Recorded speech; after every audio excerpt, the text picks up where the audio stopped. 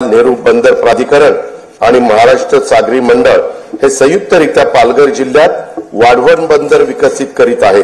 या प्रकल्पाचा एकूण खर्च 76,220 कोटी रुपये असून त्यात राज्य शासनाचा सहभाग 26% आहे।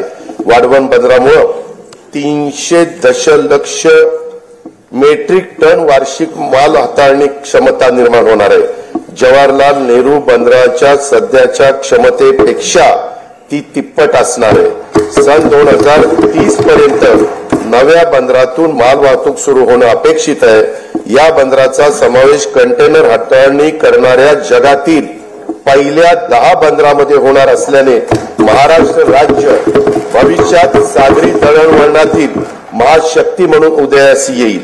वाढवण बंदराजवळ मुंबईतले 3रे विमानतळ प्रस्तावित असून मुंबई अहमदाबाद बुलेट ट्रेनचं स्थानकही या बंदराजवळ असणार आहे। हे बंदर समृद्धी महामार्गाला देखील जोडण्यात येणार आहे।